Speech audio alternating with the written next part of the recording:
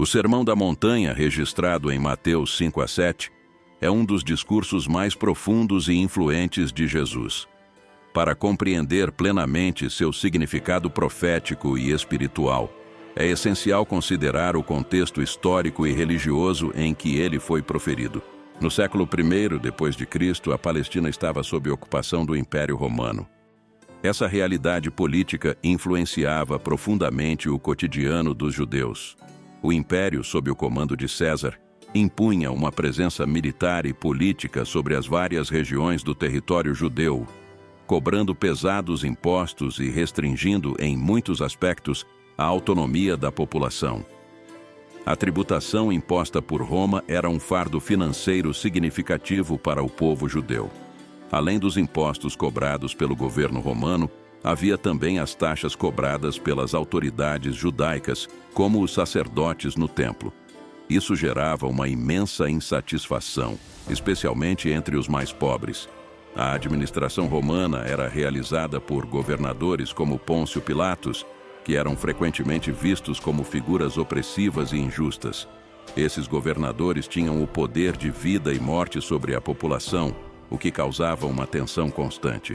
Além da pressão externa do domínio romano, o povo judeu estava dividido em diferentes facções religiosas e políticas que tinham interpretações distintas da lei de Moisés e da maneira como o Messias deveria vir e libertá-los. As principais facções eram os fariseus, saduceus, zelotes e essênios. Os fariseus eram líderes religiosos que acreditavam na estrita observância da lei mosaica, incluindo uma série de tradições orais que se acumulavam ao longo dos séculos.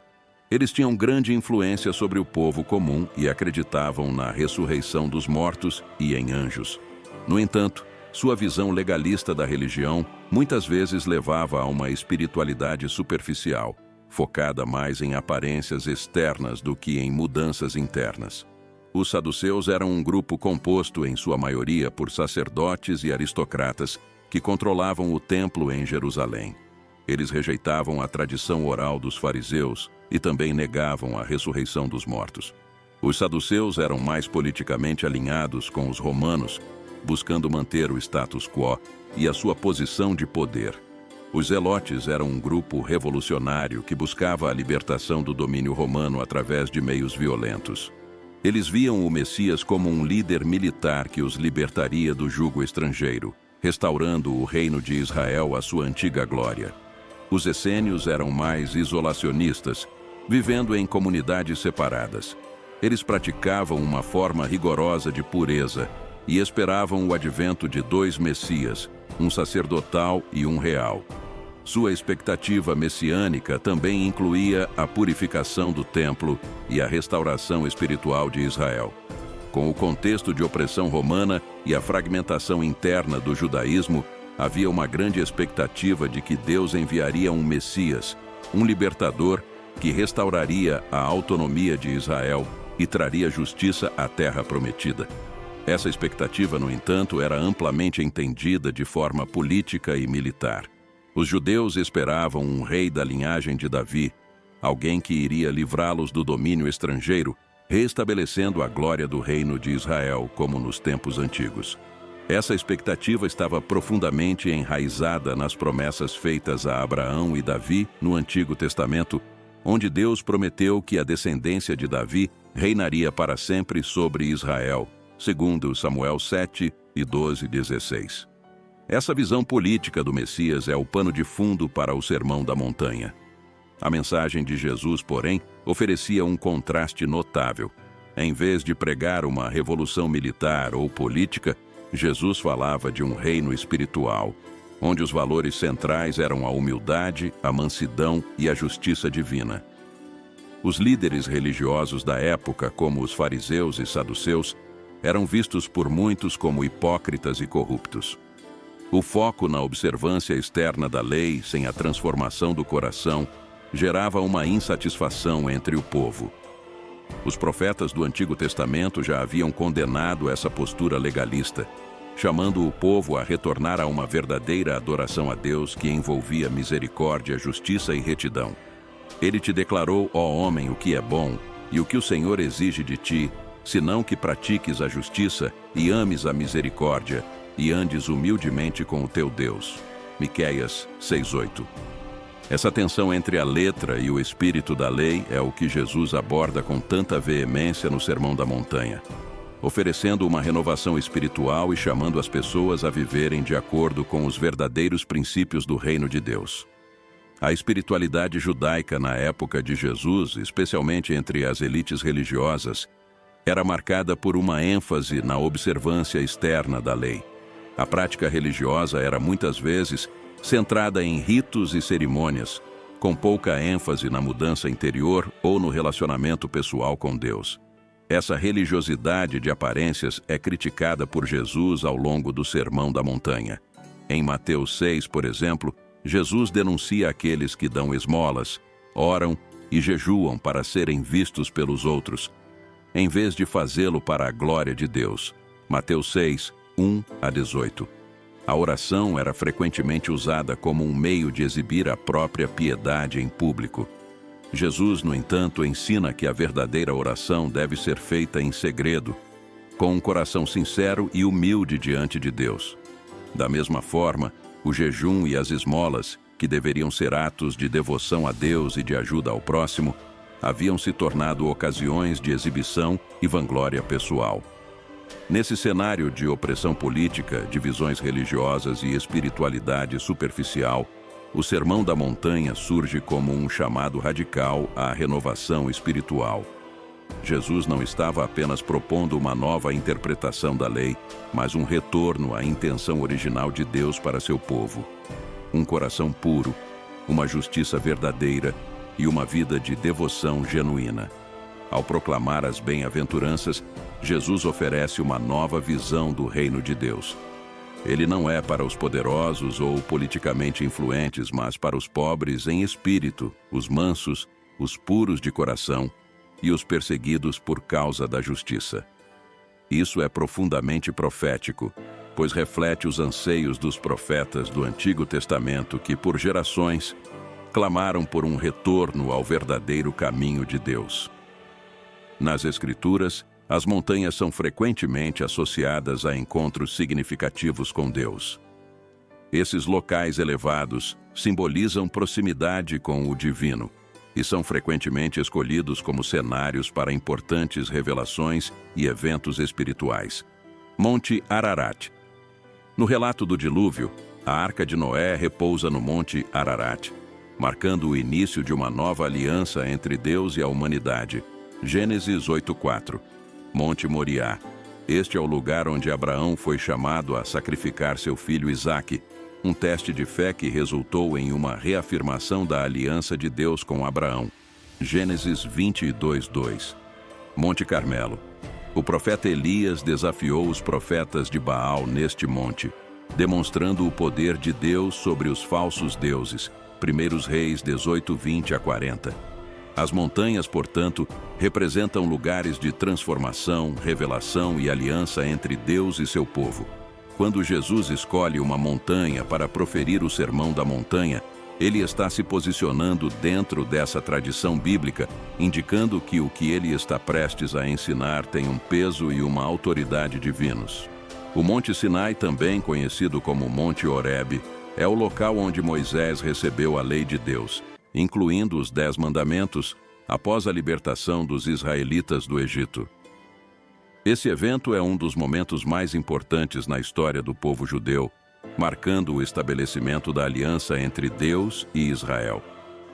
O Monte Sinai foi coberto por uma nuvem espessa e a presença de Deus foi manifestada por trovões, relâmpagos e o som de uma trombeta muito forte.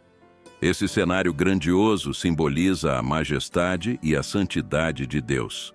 A Bíblia relata que o monte fumegava porque o Senhor descera sobre ele em fogo.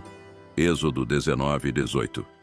Essa manifestação poderosa indicava que algo de extrema importância estava para ser revelado ao povo. No Monte Sinai, Deus entregou a Moisés as tábuas da lei, que continham os 10 mandamentos, além de outras instruções que constituem a base do relacionamento entre Deus e Israel. A lei dada no Sinai é fundamental para a identidade do povo judeu.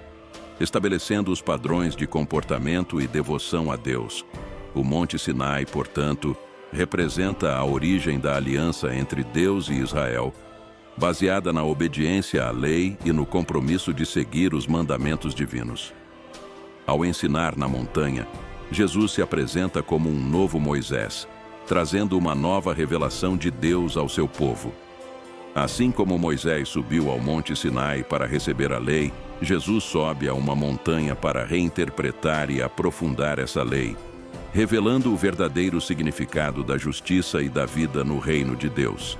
Moisés foi o mediador da antiga aliança, enquanto Jesus é o mediador da nova aliança.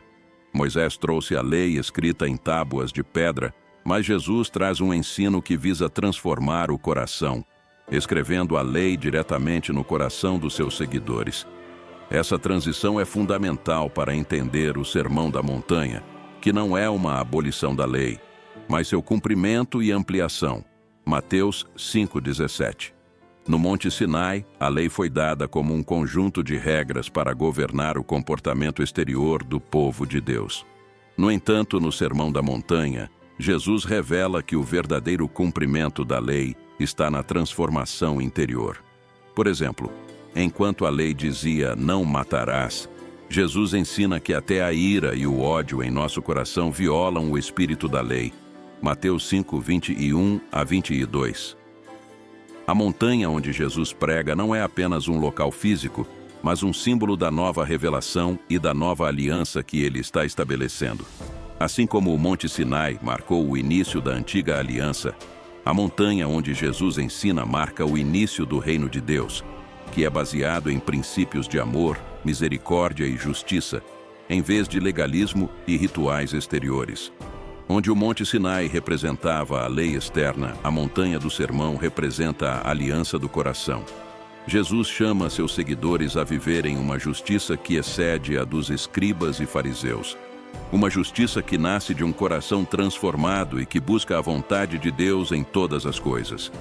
Assim como a lei dada no Sinai formou o povo de Israel, o ensino de Jesus na montanha forma o novo povo de Deus, a Igreja, que é chamada a viver de acordo com os valores do reino dos céus.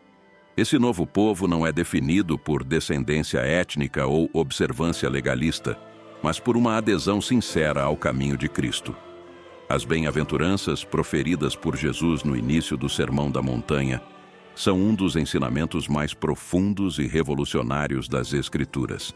Elas não apenas delineiam as características dos cidadãos do reino de Deus, mas também servem como uma base profética que anuncia a chegada de um novo tipo de reino.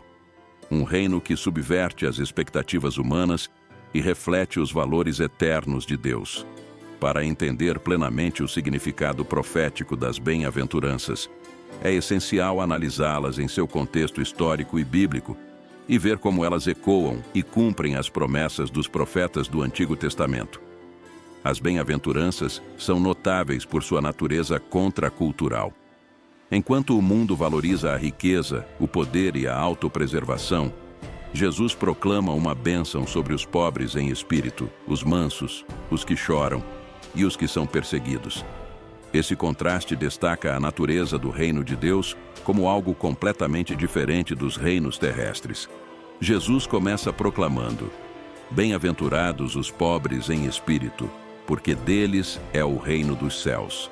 Mateus 5,3. No contexto da época, a pobreza espiritual não se refere a uma falta de recursos materiais, mas à humildade e ao reconhecimento da própria necessidade de Deus. Esta primeira bem-aventurança estabelece o tom para as demais, mostrando que o reino de Deus pertence àqueles que reconhecem sua dependência total de Deus, em contraste com a autossuficiência valorizada pelo mundo. Bem-aventurados os que choram, porque serão consolados.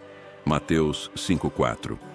Aqui Jesus fala àqueles que lamentam suas próprias falhas, pecados, ou até mesmo a condição pecaminosa do mundo. Essa bem-aventurança aponta para a promessa de consolo divino, um tema que é ecoado em todo o Antigo Testamento, especialmente nos profetas que falaram do consolo de Deus após o exílio. Isaías 61:2. Bem-aventurados os mansos, porque herdarão a terra. Mateus 5:5. A mansidão, muitas vezes vista como fraqueza, é valorizada por Deus. Esta bem-aventurança é uma citação direta de Salmos 37:11 e ecoa a promessa de que aqueles que confiam em Deus, em vez de buscar o poder pelo poder, herdarão a terra.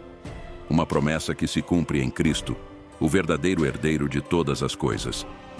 As bem-aventuranças não surgem no vácuo, mas estão profundamente enraizadas nas promessas dos profetas do Antigo Testamento.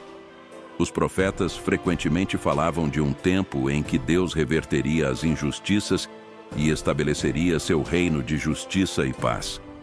As palavras de Jesus ecoam essas promessas e indicam que o tempo de seu cumprimento havia chegado.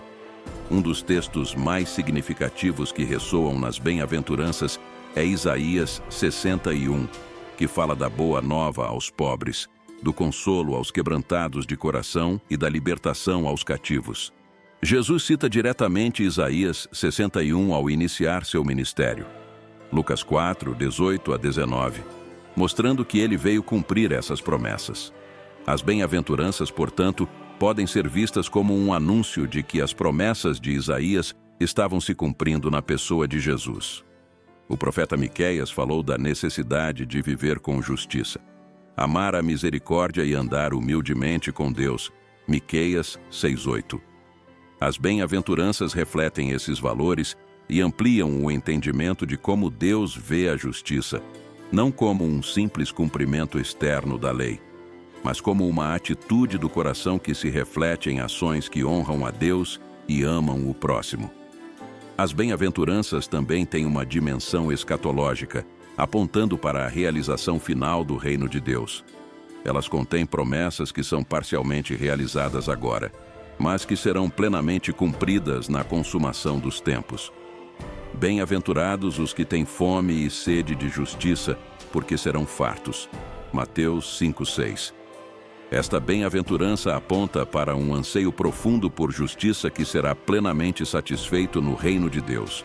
Na escatologia judaica, havia a expectativa de que Deus traria justiça e restauraria a ordem em um mundo corrompido. Jesus confirma que esse desejo será realizado, mas não pelos meios que o mundo espera. Será pela intervenção divina, e não por esforços humanos.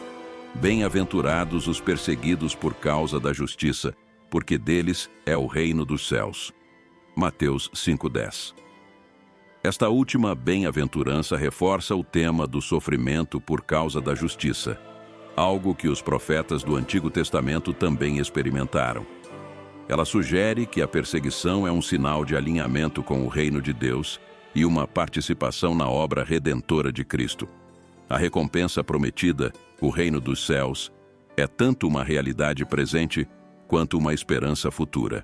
As bem-aventuranças também servem como um manifesto para a formação de uma nova comunidade, a Igreja, que seria caracterizada pelos valores do reino de Deus. Ao proclamar as bem-aventuranças, Jesus está descrevendo o caráter daqueles que pertencem ao seu reino. Este novo povo de Deus seria conhecido não por sua riqueza, poder ou status, mas por sua humildade, pureza de coração e desejo de justiça. Essa comunidade não é definida por fronteiras étnicas ou políticas, mas por um compromisso com os valores do reino dos céus. As bem-aventuranças são, em certo sentido, as características essenciais dessa nova comunidade, que vive em contraste com o mundo ao seu redor. Essa comunidade é um cumprimento das profecias que falavam de um remanescente fiel, um povo separado para Deus que vivia em justiça e santidade. Assim como os profetas eram chamados a viver de maneira contracultural, proclamando a verdade de Deus em meio à injustiça, a Igreja é chamada a ser uma voz profética no mundo. As bem-aventuranças, então, não são apenas promessas de bênção, mas também um chamado a viver de acordo com os padrões do reino de Deus, mesmo em face da perseguição e da marginalização. Embora as bem-aventuranças descrevam uma realidade presente, elas também apontam para o futuro cumprimento das promessas de Deus. Cada bem-aventurança carrega uma promessa que será plenamente realizada no reino escatológico de Deus. Os que choram serão consolados de forma definitiva na nova criação, onde Deus enxugará dos olhos toda lágrima. Apocalipse 21:4. As bem-aventuranças apontam para esse tempo, oferecendo esperança aos que sofrem neste mundo. Os mansos que herdarão a terra finalmente experimentarão essa promessa na nova terra, onde a justiça de Deus será plenamente estabelecida. Isso conecta as bem-aventuranças com a visão escatológica do novo céu e da nova terra, onde o reino de Deus será plenamente realizado. Quando Jesus declarou no Sermão da Montanha: "Não penseis que vim revogar a lei ou os profetas, não vim para revogar, vim para cumprir." Mateus 5,17. Ele proferiu uma afirmação que é fundamental para entender seu ministério e a continuidade entre o Antigo e o Novo Testamento. Essa declaração revela que Jesus vê seu papel não como o de um revolucionário que rejeita o passado, mas como o de um cumpridor e completador da revelação divina. Para compreender a profundidade desta afirmação, é essencial explorar o significado da lei e dos profetas na tradição judaica, como Jesus os cumpre, e o impacto disso para os seguidores do reino de Deus.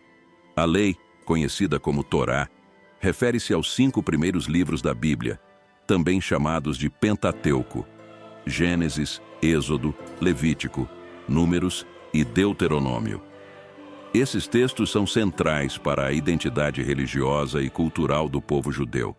A Torá contém as instruções divinas que guiam a vida do povo de Israel em todas as esferas: moral, civil, cerimonial e ritual.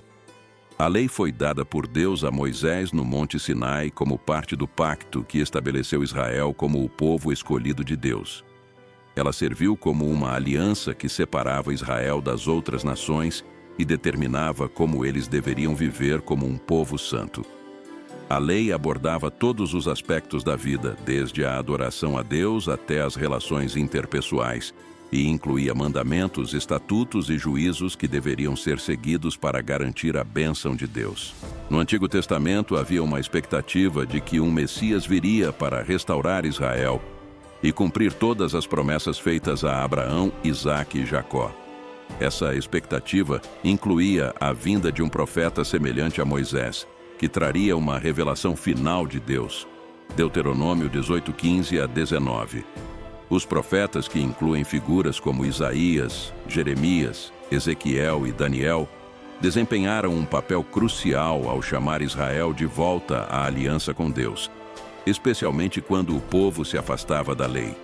Eles não apenas lembravam o povo de suas obrigações para com Deus, mas também anunciavam julgamentos futuros e promessas de restauração. Os profetas frequentemente falavam contra a injustiça, a idolatria e a infidelidade de Israel, lembrando o povo da necessidade de arrependimento e retorno à lei de Deus. Ao mesmo tempo, eles anunciavam a vinda de um tempo em que Deus renovaria sua aliança com Israel, traria um novo coração ao povo e estabeleceria um reino de justiça e paz. Muitos profetas previram a vinda de um Messias que seria um rei justo, um servo sofredor e um redentor. Eles falaram de um novo pacto que Deus faria com seu povo, no qual as leis seriam escritas em seus corações. Jeremias 31:31-34. Esse novo pacto prometido pelos profetas seria realizado plenamente no Messias. Quando Jesus afirma que veio cumprir a lei, ele está dizendo que seu ministério e vida são a plena realização do que a lei apontava e exigia. Jesus viveu uma vida de perfeita obediência à lei de Deus. Ele não transgrediu nenhum mandamento, cumprindo assim a exigência de perfeição moral que a lei exigia. Sua vida sem pecado o qualificou como o Cordeiro perfeito que poderia ser sacrificado pelos pecados do mundo. João 1:29. As leis cerimoniais, que incluíam sacrifícios e rituais de purificação, foram todas cumpridas em Jesus. Os sacrifícios diários no templo eram sombras do sacrifício perfeito que Cristo faria na cruz. Ele é o sumo sacerdote que ofereceu a si mesmo como o sacrifício final e perfeito, encerrando a necessidade de sacrifícios contínuos. Hebreus 10, 11 a 14. A lei servia como um tutor para conduzir o povo a Cristo. Gálatas 3, 24. Os mandamentos e estatutos preparavam o caminho para o entendimento da santidade de Deus e da necessidade de redenção. Em Cristo, a justiça da lei é satisfeita, e a graça é estendida a todos que creem nele. Jesus não apenas cumpre a lei, mas também as profecias sobre o Messias, que se encontram em todo o Antigo Testamento. No Sermão da Montanha, ele frequentemente diz: "Ouvistes o que foi dito, eu, porém, vos digo." Mateus 5, 21 a 22. Ele aprofunda a compreensão da lei, levando-a para o nível do coração e das intenções, e não apenas das ações externas. Jesus chama seus seguidores a uma justiça que excede a dos escribas e fariseus. Mateus 5:20. Isso significa que a obediência a Deus deve ir além da observância ritualista e legalista, buscando a pureza de coração e a sinceridade de vida. Os mandamentos de Jesus, como evitar o ódio que leva ao assassinato ou a luxúria que leva ao adultério, são chamadas para uma santidade interior. Os seguidores de Jesus são chamados a viver na plenitude do cumprimento da lei e dos profetas. Isso significa que, embora a lei tenha sido cumprida em Cristo, ela ainda serve como um guia para a vida moral e espiritual do cristão, mas agora à luz da graça e do amor de Cristo. Os seguidores de Cristo vivem essa nova vida pela capacitação do Espírito Santo, que escreve a lei de Deus nos corações dos crentes. Romanos 8, 1 a 4. O Espírito Santo guia os cristãos na verdade, capacitando-os a viver de acordo com os mandamentos de Cristo, que são o cumprimento da lei. Para encerrar nosso estudo profundo sobre o Sermão da Montanha, quero deixar você com uma reflexão poderosa. Jesus não veio para abolir a lei, mas para cumpri-la em toda a sua plenitude, revelando o verdadeiro significado por trás de cada mandamento e profecia. Ele nos chama para uma justiça que vai além das aparências, uma justiça que começa no coração e se estende em cada ato de amor, compaixão e obediência. Neste vídeo, exploramos como o Sermão da Montanha não é apenas um conjunto de ensinamentos morais, mas uma convocação divina para vivermos de acordo com os princípios eternos do Reino de Deus. Cada palavra de Jesus, cada bem-aventurança, cada explicação sobre a lei nos desafia a sermos mais do que ouvintes, a sermos praticantes da palavra, refletindo a santidade e a graça de Deus em nossas vidas diárias. Que possamos nos lembrar constantemente da importância de mergulhar nas Escrituras, de buscar o entendimento profundo que só o Espírito Santo pode proporcionar. Quando conhecemos as Escrituras, conhecemos o coração de Deus. E é esse conhecimento que nos fortalece, nos transforma e nos capacita a viver de maneira que agrade ao Senhor. Lembre-se, não somos merecedores do amor e da graça de Deus, mas Ele, em sua infinita misericórdia, nos concede esses dons maravilhosos. Que nossa resposta a esse favor imerecido seja uma vida de devoção, de entrega total e de busca incessante por uma comunhão mais profunda com o Criador. Que possamos ser luz em um mundo que tanto necessita da verdade e do amor de Deus. E que, em tudo o que fizermos, possamos refletir a glória daquele que nos chamou das trevas para a sua maravilhosa luz. Obrigado por estar conosco neste estudo. Continue firme na palavra e que a paz de Cristo esteja com você, hoje e sempre. Até o próximo vídeo.